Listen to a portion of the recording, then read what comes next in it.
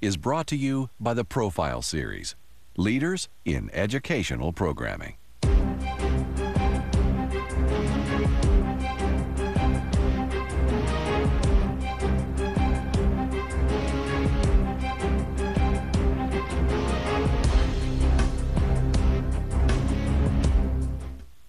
Welcome to the Profiles series.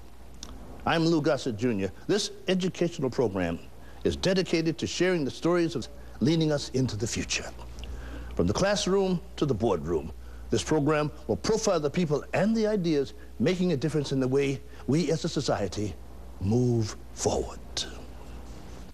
Coming up on the Profile Series, when disaster strikes, the key to knowing and preparing beforehand. One company in Hawaii is helping to prepare people to save their lives and their property. An organization that makes sure our nation's first responders have the fuel they need to respond when disaster strikes. We look at the latest technologies and emergency generator systems that are keeping our lights on when the grid goes off. An organization that is designing the latest in engineering technologies, ensuring our infrastructures are built to withstand earthquakes and tsunamis. Making sure a disaster like Katrina never happens again has given rise to an entire new path in education, and we'll visit one university in Louisiana that is pioneering this path. All ahead in the next half hour.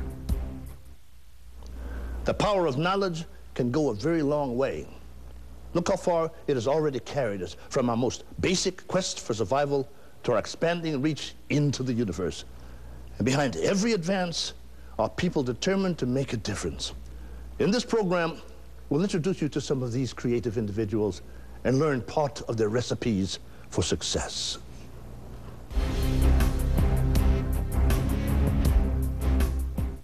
Hurricanes, earthquakes, floods, tornadoes, tsunamis.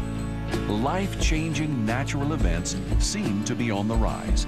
And finding ways to warn and prepare people to protect themselves and their property needs to be a major priority. One of the factors is the world's population is growing, and in many areas, particularly in Asia, there's been a huge shift of population into urban areas, resulting into a large number of people, high concentration of people living in very, very vulnerable areas.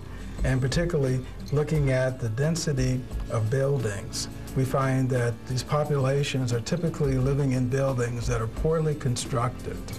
And then in addition to being in buildings that are poorly constructed, there are also population is in marginal areas under marginal conditions. As with any emergency situation, when the worst case does happen and a major weather or natural event occurs, communication is key.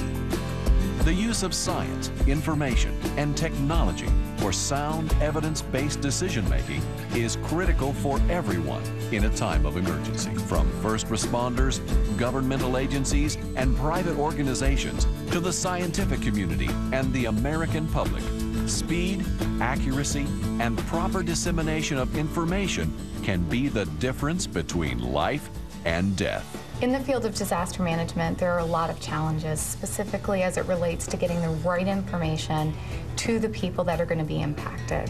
So one of the advancements that PDC has made is being able to work closely with our partners to bring together the warning, the risk information, social and cultural geographic information to come together to really understand both the hazard, the risk, and the vulnerability of the impacted population. So disaster management is really a cycle. It's not just response or recovery, which gets a lot of media coverage and a lot of attention, but a lot of activity needs to occur prior to an event, during the preparedness and mitigation phases. So the Pacific Disaster Center works closely, again, with our partners to make sure that we have actionable information of decision makers so that we can protect populations and make sure that they're effectively prepared in case an event should occur.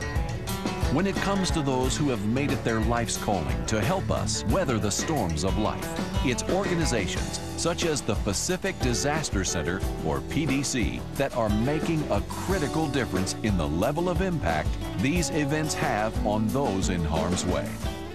Following Hurricane Nikki in 1992, which wreaked havoc in Hawaii, I knew we needed to develop a capability to assess risk and provide information quickly to guide good decision-making. 4 years later, the Pacific Disaster Center opened its doors on Maui. PDC has worked with and stood behind those on the front lines. Disaster planners, first responders, policy and decision makers, to develop effective early warning and risk assessment solutions. Located in the state of Hawaii, PDC provides information research, products, and services for disaster and crisis management professionals. Okay, so what we're hoping to do is by understanding different components, different ingredients that would make up a disaster or a crisis. It's not only the hazard or the magnitude of the hazard, but the society's preparedness to deal with the consequences of a hazard. And by understanding different factors that are involved in making of the disaster, we're hoping to increase the coping capacities of the societies and thereby increasing their resiliency ultimately. PDC's products and services are used in disaster response and civil military humanitarian assistance operations and encompasses disaster risk reduction, mitigation, and planning, both locally and globally, by stakeholders and disaster managers from local, state, and national governments, in addition to regional and international non-governmental organizations and United Nations agencies.